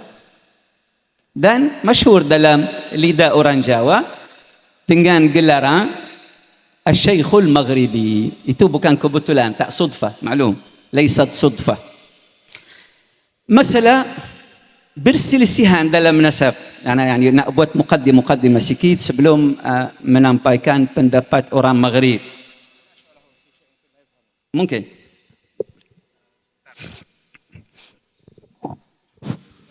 Ada satu hal mungkin perlu saya jelaskan. Maksud beliau tadi, kedatangan Maulana Malik Ibrahim menjelang runtuhnya Majapahit itu adalah menjadi sabab kemudian kejayaan Majapahit itu dilanjutkan oleh kejayaan Islam. Seandainya Wali Songo tidak datang ketika Majapahit runtuh, tapi yang datang adalah orang-orang Portugis dan lain-lain, niscaya Jawa ini akan menjadi bumi Kristen, bukan Islam. Sehingga dengan dikirimnya Maulana Malik Ibrahim di masa runtuhnya Majapahit, ini adalah keberkahan yang luar biasa oleh yang dikirim oleh Allah Subhanahu wa taala kepada bangsa Jawa ini. Yani boleh kata Maulana Malik Ibrahim macam kita nak memilih lembu, tahu? Nak memilih lembu. Mafhum? Semilih lembu. Kita bagi jatuh awal baru semilih dengan pisau. Jadi Maulana Malik Ibrahim menjatuhkan, buat itu apa? Bagi Majapahit nak hampir jatuh macam lembu. Dan Maulana Syarif Hidayatullah dengan kerajaan Banten, Demak yang mewarisi Demak, menyemilih kekufuran di dalam tanah Jawa. Maksud beliau lembu itu sapi kalau kata kita. Jadi ibarat orang memotong sapi kan mesti dirobohkan dulu sebelum disembelih. Maka kedatangan Maulana Ibrahim untuk merobohkan sapi itu yang kemudian disembelih rame-rame oleh Wali Songo. Artinya beliau mengibaratkan sapi tadi sebagai kekufuran, menyembelih kekufuran. Jadi alhamdulillah nak menampaikan satu maklumat yang tak diambil perhati, tak ramai orang tak kenal, bahawa ketika mana tanah Jawa jadi umpunya kita umat Islam, ketika Andalusia jatuh di sana, tak tahu dari kurun 14 sampai kurun 15 ini usaha Wali Songo dan masuk Islam ke tanah Jawa. Yani Allah Azza wa Jalla dengan rahmatnya menggantikan kerugian kita di Andalusia dengan pulau yang menyamai Andalusia. Kita di Arab mempernamakan Andalusia Jannatul Andalus. Jannah yani ماذا؟ Jannah bahasa Melayu? Syurga Andalusia. Dan ketahuilah dalam geografi Arab, Andalusia nama pulau Andalusia. Pulau Andalusia. Jatuh pulau Andalusia, Allah menggantikan kita dengan pulau Jawa. Nusantara. Lah ni masalah sesama waktu. Nusantara memang itu cara umum. Juga boleh tambah atas kalam Kiai. Ketika jatuh Baghdad melalui Mongol dan Tatar, Allah menggantikan kita Aceh Darussalam. Orang Arab yang sampai Aceh, ketika Aceh fi aujiha, mada? Dalam kemajuan yang top kemajuannya, orang Arab kata ini Baghdad kedua. Tahu Baghdad sebelum jatuh atas tangan Mongol dan Tatar, pusat sedunia, kapital dunia, markazul hadara, pusat kemajuan semanusia. Jatuh atas orang itu barbar, orang Mongol dan Tatar. Terus Allah ganti Baghdad dengan Baghdad yang kedua di mana? Di Nusantara, Aceh Darussalam. Sehingga diberi nama, gelarannya umpama Baghdad, nama Baghdad Darussalam, Aceh Darussalam. Dan madrasah Sufiyah Baghdadiyah, madrasah Ghazaliyah, madrasah Akbariyah, semua pindah ke sini. Madrasah Sahrawardi pindah ke sini melalui Syekh Hamzah Fansuri, Abdul Rauf Sinkel.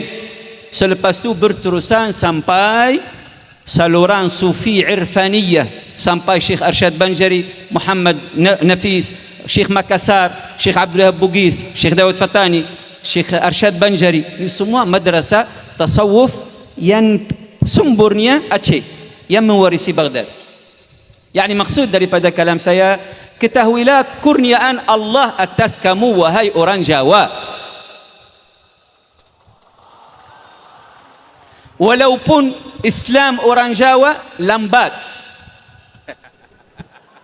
Sebab saya nak cakap dalam bahasa Kedah, sebab ketegak. Tahu ketegak bahasa Melayu, bahasa apa? Inat. Degil.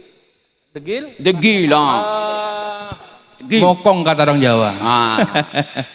Ibnu Battuta ketika ini masalah Maghribiyah, saksian ulama Maghrib. Ibnu Battuta bukan ahli rihlah sahaja, wali, arif, alim, mujtahid, imam. Ada yang menyatakan bahawa Syamsuddin, Ailah, family Syamsuddin di China juga kembali ke Ibnu Battuta. Ada satu pendapat. Ibnu Battuta ketika sampai Sumatera, Aceh, Pasai, kata wa ma wara'a Aceh biladu kufrin, maksudnya Jawa. Yang belakang, yang bumi yang membelakangi Aceh dan Sumatera adalah Darul Kufri, maksud Jawa.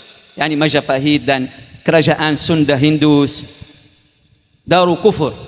Okey, Islam orang Jawa lambat, tapi dikurnia dengan Allah Azza wa Jal. Dengan apa? Dengan menghantarkan zuriat Nabi sallallahu alaihi wasallam semata-mata dari berbagai saluran dan jalur dan sanad untuk min issikan, tanah ni dengan keberkataan darah ahlu baitin Nabi sallallahu alaihi wasallam. Dan satu yang kedua, masalah hilang nasab zuriat Wali Songo ada hikmah besar daripada Allah. Hilang dan disturb, maklum, gangguan, kacau, berselisihan, ada hikmah untuk menampaikan darah ahli baitin Nabi sallallahu alaihi wasallam kepada seluruh bangsa Jawa. Sebab bangsa Jawa akan kahwin dengan syarifah-syarifah, puteri anak-anak Aulia Songo. Ketika mereka tak jaga nasab, jadi boleh kahwin secara mana? Fasil, easy, mudah. Dengan itu, dah darah Jawi ini dah bercampur 100% dengan darah ahli baitin Nabi sallallahu alaihi wasallam. Yani kamu kalau tak ada darah melalui ayah-ayah kepada Rasulullah, niscaya ada darah nabawi melalui nenek, ibu, grandmother. Itu jadi rahmat Allah atas bumi ini ketika menghilangkan atau tak jaga nasab. Ada hikmah daripada Allah Subhanahu wa taala. Jadi memang orang Jawa kena rasa bangga dan syukur Allah Subhanahu wa taala banyak.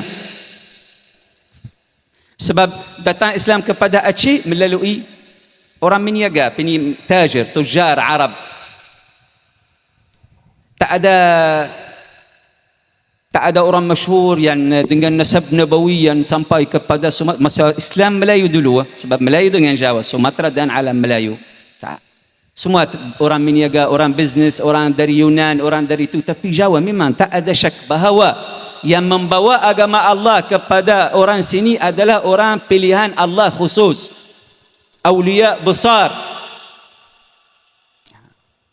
Jadi itu yang anugerah Allah, atau Allah menggantikan perlambatan, lambat masuk kepada Islam dengan kurniaan Allah khusus, awliya Allah yang ditanam di dalam tanah Jawi ini. Jadi tentang yang saya dengar tadi, walau tak faham semua kalam-kalam tetamu yang mulia, tapi satu conclusion, ringkasan, bahawa tak boleh buat putusan tentang nasab Wali Songo melainkan yang jelas. Umpama Maulana Ishaq Al-Hasani Al-Jilani itu dah, atau Pulau Besar Melaka itu silsilah yang jelas, tak ada berselisihan, ikhtilaf. Yalah yang ada berselisihan, tak apa, kita menerima pendapat-pendapat walau tak sama, sebab tujuan satu dan sandaran satu, asas satu, tujuan satu. Asas bahawa semua awliya Songo memang dzurriyyatu Rasulullah, ahlu bait, tak ada syak. Berselisihan antara nasab ni Husaini, Hasani dari saluran itu, tak ada masalah itu. La yadhurru nasab, tak memazaratkan nasab dan tak menafikan nasab, tak ada masalah. Jadi nasihat, jangan buat putusan, sebab di tanah Maghribi saya satu kumpulan yang boleh bagi putusan tentang nasab seorang atau satu kumpulan, iaitu awliya Allah, ahli kashfu. Tahu ahli kashf? Yang ketika melihat seorang, melihat bukan keturunan dia atau silsilahnya, sampai Adam melihat datu-datunya, ayah-ayahnya.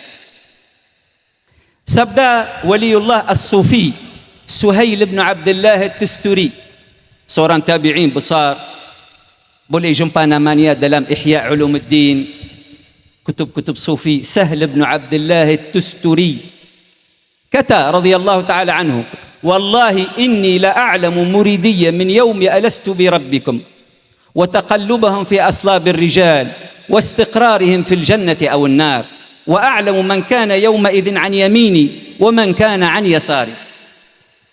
Maknanya, demi Allah aku mengenali segala anak-anak muridku sejak dari zaman alastu bi rabbikum. Maklum ketika Allah berbicara khitab dengan Adam, dengan ambil zarrat-zarrat ruh anak Adam dalam alam zar kita, zarrat, dan qala alastu bi rabbikum, adakah mana? Alastu, adakah aku Tuhan kamu? Jadi arwah dalam alam arwah, semua ruh-ruh Jawab kepada Allah, bala, bahkan ya Allah. Itu yang berlaku di Arafah. Ya, walau masuk kalam ahli hakikat. Sebab itulah padang Arafah nama Arafah. Arafah fi'il ha dhamir. Arafah telah mengenalinya. Betul lah? Telah mengenalinya, yakni segala arwah telah mengenali Tuhan mereka dalam alam ruh sebelum memasukkan dalam tubuh badan, dah mengenali Allah. Itu berlaku peristiwa ini di padang Arafah. Sebab itulah kita pergi sana untuk menenggati janjian dengan Allah Azza wa Jal.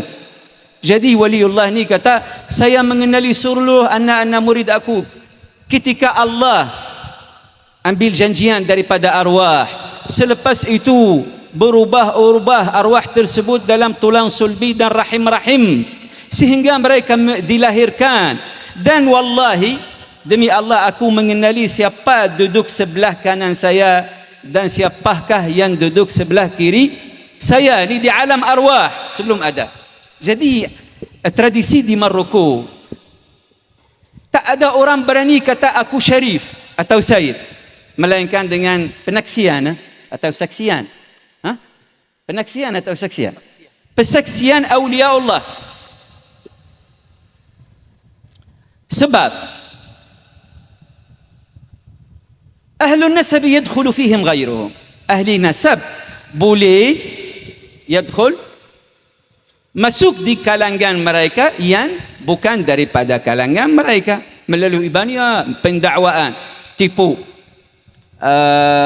Masalan, Sayyid ini kawin dengan jariyah, hamba itu tak suci rahim, bawa nutfah benih anak dalam perut dan kawin dengan Sayyid, melahirkan anak itu yang dari orang lain dalam rumah Sayyid, jadi dinisbah kepadanya.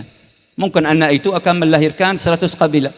Zahir mereka syarif, hakikat mereka badui atau ajami.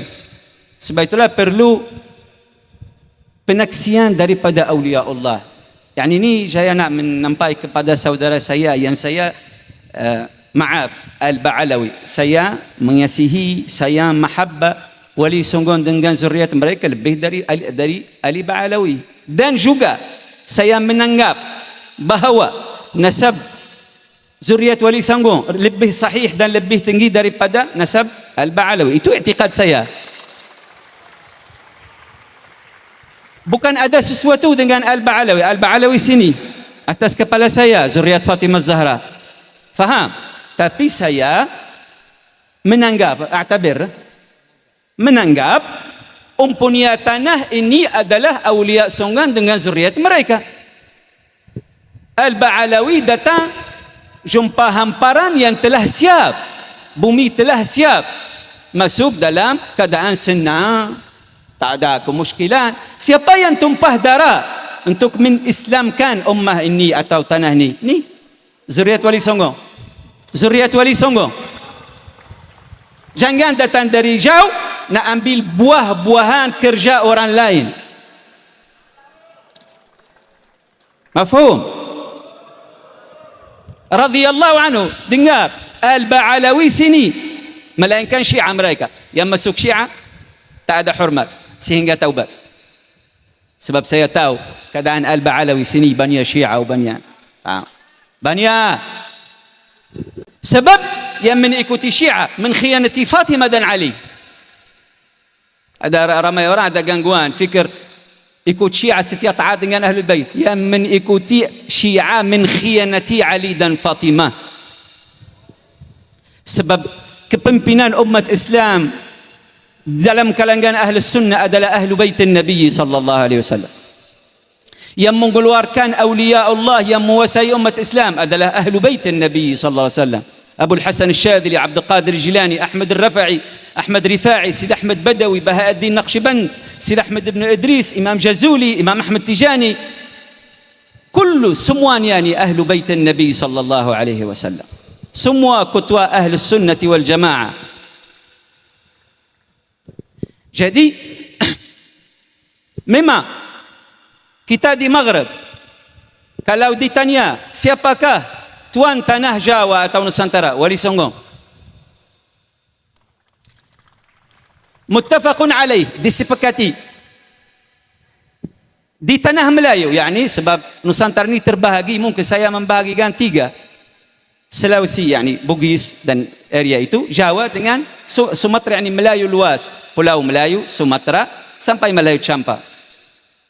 Yang utara itu Islam lain, datang dari sejak dulu. Islam Melayu memang itu kelebihan mereka, masuk Islam dari dulu melalui 2 saluran, terus ke Aceh dan melalui turun daripada Champa. Ini lama Islam yang awal lagi. Sebab itu Kedah, Islam malang Kedah, saya duduk banyak masa di Kedah. Islam Kedah melalui seorang nama Syekh Abdullah Al-Ghmari. Al-Ghma, mana ada Ghmari di dunia melainkan di Maroko. Tapi amat malang, habaib juga Al-Ba'alawi mengganggukan sejarahnya dan menisbahkannya kepada Al-Ba'alawi. Walhal namanya Al-Ghmari. Al-Ghma tak ada di dunia Ghmari melainkan di Maroko. Atau Terengganu masuk Islam melalui Syarif Baghdadi juga, Al-Hasani. Dan kamu boleh melihat dalam sejarah Nusantara lama tidak ada gelaran Sayyid. Di Arab memang itu perkara yang diaturkan, dah ditetapkan. Husaini Sayyid, Hasani Syarif.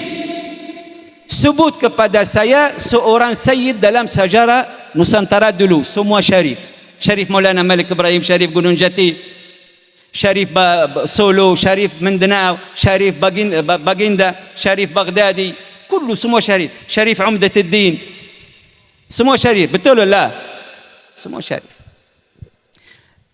Husaini tak boleh guna Syarif dalam budaya Arab, nama Sayyid. Ini juga bukti atas nasab, atas mana kebanyakan nasab Al-Hasani di dalam Nusantara. Dan juga Kesultanan Melayu khusus dulu, semua Syarif.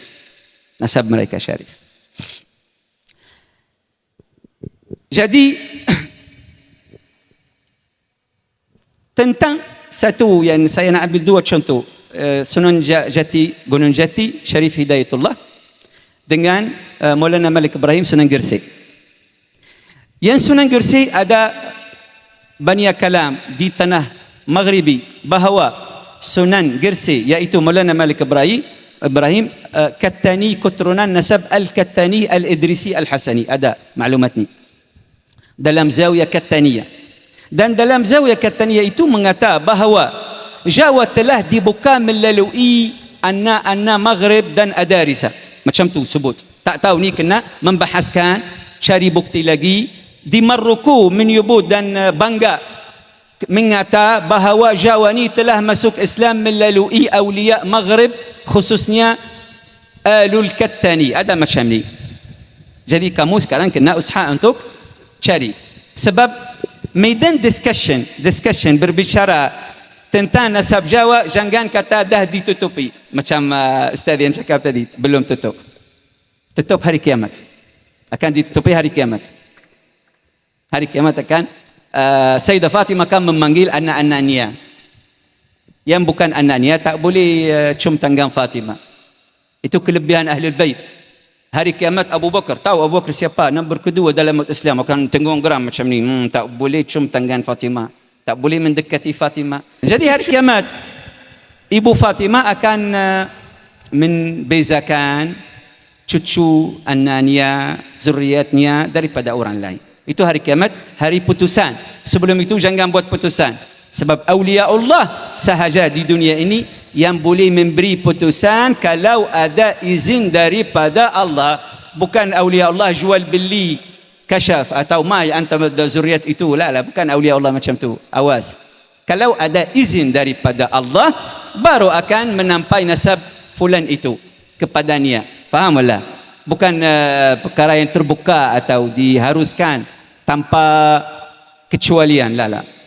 Jadi kesimpulannya, hasilnya yang saya nak menghabiskan berbicara saya dengan benda ini, dengan kalam ini, supaya khabar gembira kepada semua jaluran Hasani dan Husaini bahawa dua jaluran ini tak ada beza. Sehingga kita di Maghrib boleh Al-Hasani kata aku Al-Husaini, boleh, tak ada larangan. Yang Husaini boleh kata aku Al-Hasani, tak ada larangan. Kerana apa? Saya akan menyebut sudut zahir, sudut batin, sudut syariat, sudut hakikat, sudut dalaman, batin, ilmu hakikat. Okay. Dan Allah menjadikan alam ini dengan satu perantaraan, iaitu nama Hakikah Muhammadiyah. Kalau kamu khalwati, kalau kamu naqsyabandi, kalau kamu syadili, tapi belum mengenali hakikat Muhammadiyah dan perantaraan agung antara azal dengan baru, ketahuilah kamu bukan sufi. Belum. Kamu menanggun nama sufi sahaja. Sebab Hakikah Muhammadiyah ini adalah musallama, satu musallama, kaidah utama dalam ilmu tasawuf, khusus tasawuf irfani hakikat. Jadi Allah menjadikan alam ini dengan perantaraan baginda sallallahu alaihi wasallam, yakni baginda alaihi wasallam adalah perantaraan yang menampaikan limpahan madad ilahi lama dan menampainya kepada alam baru. Kalau tak ada perantaraan itu, niscaya alam ini terbakar dengan menghubungi Allah. Tak boleh, yakni tak boleh ada hubungan dengan makhluk dan khaliq tanpa kewujudan perantaraan tersebut. Yakni contoh elektrik ni, kita ada transformator sana, transform, yang mensesuaikan elektrik supaya kita tak terbakar. Betul lah.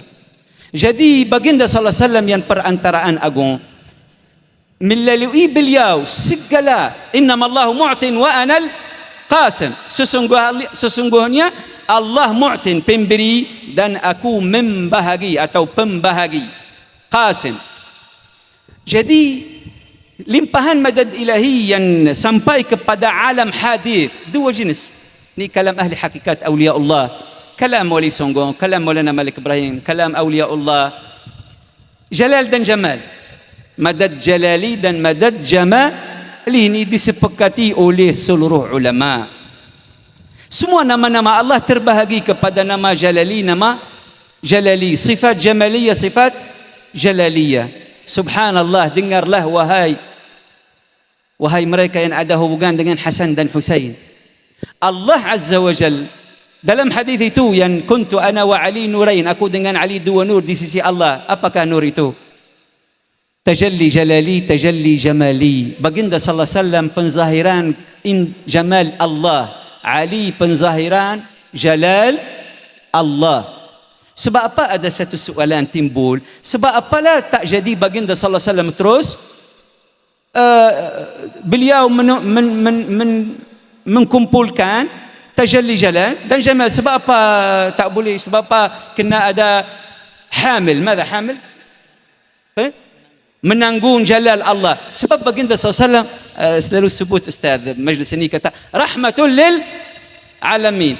Rahmat lil alamin, yakni tak boleh jadi penzahiran jalal ilahi. Sebab itulah baginda SAW tak membunuh seorang dalam kehidupannya langsung, sebab rahmatan lil alamin. Allah menciptakan Ali supaya umpama hamil menanggung jalal Allah, supaya pergantian kepada Rasulullah, yakni boleh kata membahagi hakikat Nabi sallallahu alaihi wasallam kepada dua zat Muhammadi, zat Alawi. Selepas tu saluran dua cahaya itu berkembar, maklum kembar sampai keluar dari Abdullah Rasulullah, Abu Talib Ali. Okey, sebab apa keluar? Sebab apa ada orang tanya, sebab apa Ali tak keluar dari Abdullah sama Rasulullah? Kalau keluar dari Abdullah, mana boleh kawin Fatimah? Jadi habis, tak ada zuriat Nabi. Keluar dari Ali ibn Abi Talib supaya halal, harus kawin Sayyidah Fatimah. Selepas tu Allah Azza wa Jal kumpul balik dua cahaya, kawin Ali dari Fatimah. Sabda Nabi SAW, "Lau lam yakhliqillahu Aliyan lam yakun li Fatimah kufuun." Kalau Allah tak menjadikan Ali, niscaya tak ada kufu bahasanya, kufu kepada Fatimah. Sebab itulah Sayyidina Bakar datang minta Fatimah, nasib Nabi SAW tolania. Datang Umar tolania. Fatimah itu dicipta kepada Ali, Ali dicipta kepada Fatimah. Selepas itu Allah melahirkan Hasan dan Husain. Hasan yang menanggung jamal ilahi, Husain menanggung jalal ilahi. Sebab itulah Hasan mendamaikan umat Islam, tinggal khilafah. mati dalam cara diam, tak ada darah keluar kerananya, kerana dia penzahiran jamal ilahi, keindahan Allah subhanahu wa ta'ala. Husain penzahiran jalal Allah, kegagahan Allah, hidup fitnah, niza', khilaf, dan mati di pancung kepala ahli bait Nabi SAW, 17 kepala yang mulia. Sebab bukan dia memilih itu, beliau adalah penzahiran jalal ilahi. Dan seterusnya, saya nak ringkaskan, kalau saya nak luaskan, benda ni memang besar, hakikat besar yang akan menghilangkan perselisihan, ikhtilaf antara atau sensitif antara keturunan Husain tak ada beza. Ni penzahiran jalal, ni penzahiran jamal yang ditetapkan daripada Allah sendiri subhanahu wa ta'ala. Selepas tu Allah meniram umat Islam dengan dua siraman, siram al-Hasani Jamali, siraman al-Husaini Jalali. Jalan tasawuf syukur, nama jalan sufi syukur, jalan jazbah syukur, khataf, tanpa suluk tingkatan-tingkatan, nama jalan syukur, tasawuf syadziliyah, ahmadiyah, tijaniyah, jazuliyah, ni jalan syukur maghribi. Itu keluar daripada Sayyidina Al-Hasan. Jalan tasawuf tingkatan suluk, nama jalan suluk, jalan mujahadah, jalan khalwah, nama jalan Husaini. Kepimpinan, ketua tarikat itu semua zuriat Husain, Ahmad Rifa'i, Ahmad Badawi, Bahauddin Naqsyaband, Najmuddin Kubra. Ini semua nama jalan suluk, bukan jalan jazbah. Faham? Jadi itu hikmah Allah subhanahu wa ta'ala. Jadi ini sudut batin. Sudut zahir, Hasan ibnul Hasan, Hasan anna Hasan, kawin dengan Fatimah bintul Husain. Jadi dari hari itu semua orang Jamali dah tambah Jalali, semua orang Hasani jadi Husaini. Okey, yang kedua, saluran kedua siapa? Ali Zainal Abidin, datuk kepada semua Husaini, kawin dengan Fatimah bintul Hasan, Fatimah bintul Hasan. Jadi semua Husaini jadi Hasani, dan semua Jalali jadi Jamali. Jadi yang mengkumpulkan jalal dan jamal dalam ibarat sufi nama ahlul kamal, jalalun wa jamal. Faman jama'a bainahuma, barang siapa mengkumpulkan kedua-dua, nama ahlul kamal. Maklum? Jadi alhamdulillah tidak ada satu bumi atas muka bumi ini melainkan ada dua jaluran. Kena ada Hasani dan Husaini, tapi kebanyakan yang atas kena Hasani kerana kerana baginda sallallahu alaihi wasallam mewariskan Hasan dan Ali mewariskan Husain. Ya Ali, wahai Ali, al-Hasanu minni, Hasan daripadaku, Husain daripadamu. Faham wala? Itu hikmah Allah. Sebab itulah juga kunci yang membukakan tanah Jawa yang awal adalah syarif. Itu pandangan atau i'tiqad kita, bukan memaksakan orang menerima pandangan ini, pandangan sendiri. Boleh ditolak, boleh diterima. Faham wala? Tapi alhamdulillah yang muttafaqun alaih, yang disepakati bahawa semua ahli bait Nabi sallallahu alaihi wasallam. Jadi hilang kemuskilan. Jadi ini ringkasan kalam saya. Nasihat nak menampai kepada saudara kita, nasihat yang terakhir, bahawa orang yang yashtaghilu bi ilmi al-ansab, sibuk dengan ilmu nasab, kena penuh dengan marwah, akhlak, keadilan, insaf, wara', sifat semua kena ada padanya. Terkumpul semua sifat ni yang baik dalam satu sifat, iaitu adamut ta'ni 'alal ansab. Mada? Tidak mencela atau terjah atau menghinakan nasab orang lain. Firman Allah, wala yajrimannakum syana'anu qaumin 'ala alla ta'dilu.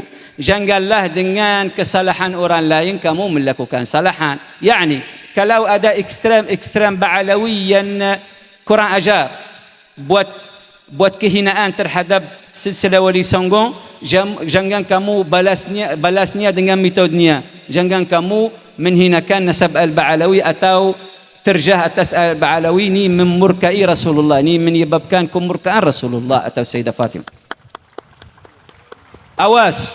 Awas, hari kiamat akan ya'kul asabi'ahu, ya'adh, gigi jarinya yang menghinakan sebahagian daripada zuriat Rasulullah.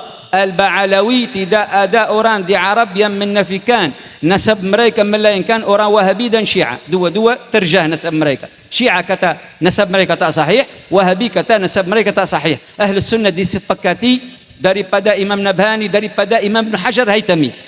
Mereka menaksi atas kemuliaan dan kehebatan nasab mereka. Betul lah Syekh Rahim.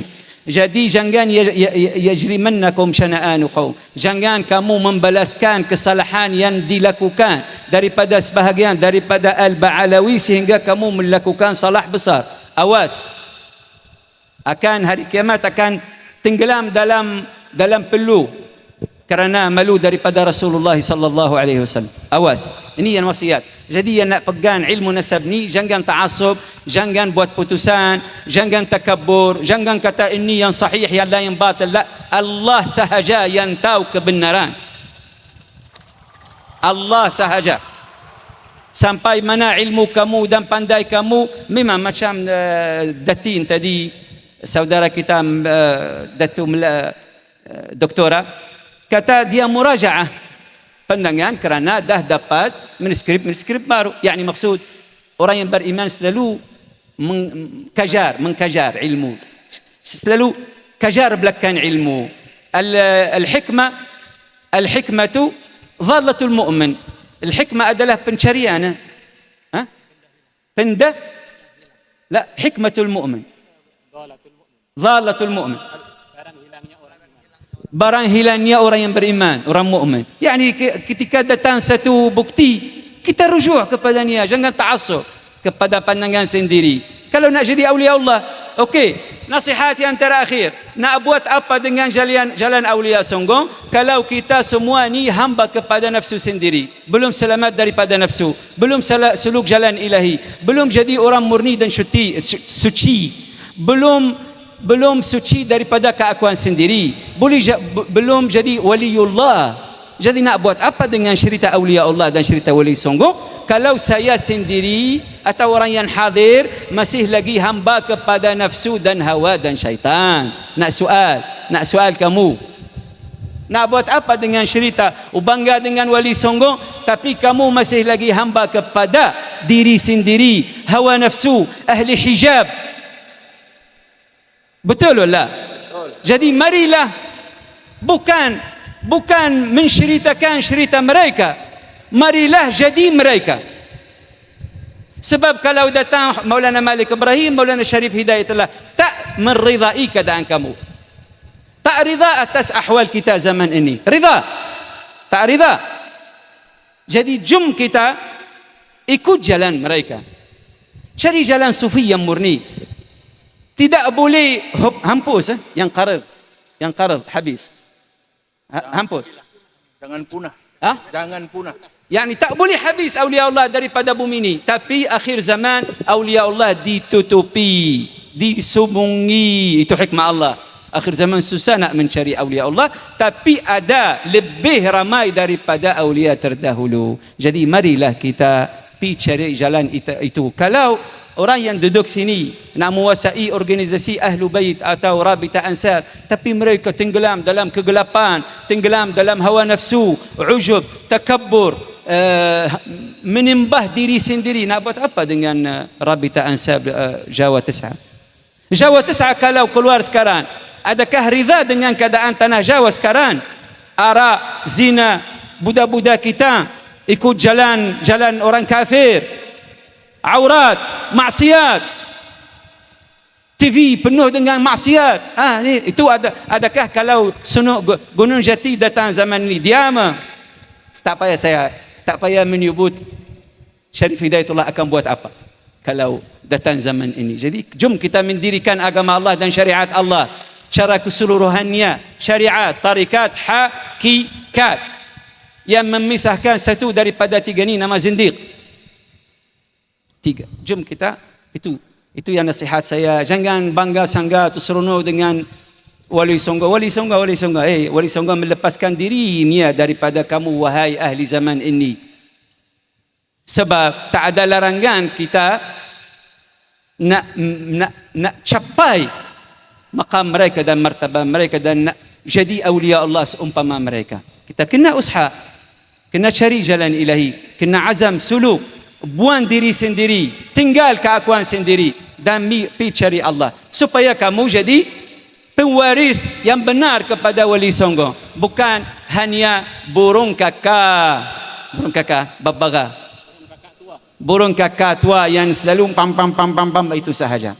Jangan jadi macam tu. Sebab apa Nusantara menamakan, nak tanya, burung itu nama burung kakak tua? Sebab kakak tua kalau tak kahwin duduk di rumah selalu bam.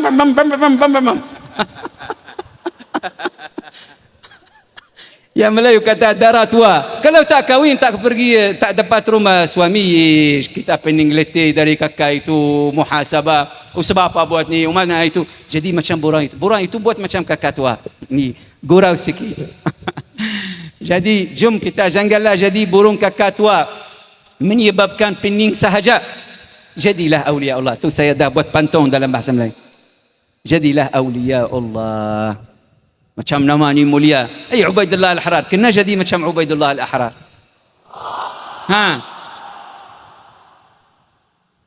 Habis masa wala boleh tambah satu kisah Naqsyabandiyah? Boleh satu kisah? Boleh. Maulana Muhammad Bahauddin Naqsyaband. Semua silsilah yang saudara kita, tetamu yang mulia menyebut tentang Jalal Kubra, Nasr Nusairuddin, Syamsuddin, Al-Ajal. Semua memang satu silsilah dengan Bahauddin Naqsyaband, dengan Mir Kilal, dengan Abdul Khaliq Ghajdawani, iaitu Sada Bukharah dan Samarkand. Zuriat Al-Husaini.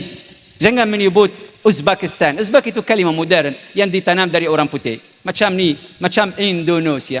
Selama walaupun mereka sekarang buat explication lain, Hindu itu makna lala, Hindu maksud orang Belanda nak menghinakan kita, menamakan kita dengan Hindu, pulau Hindu. Itu. Nak buat macam mana? Jadi Uzbek itu nama tanah mawara an-nahar, kalau geografi Arab dulu, yang membelakangi nahar, sungai besar. Jadi nak ceritakan sikit sebab dalam orang yang hadir dalam kita semua banyak ada khawatir, banyak sangka tak baik, banyak ماذا منافسة bersaing, banyak orang nak menaik, nak mengketuai, dijangkiti dengan fitnah keketuaan. Semua penyakit ini tersebar.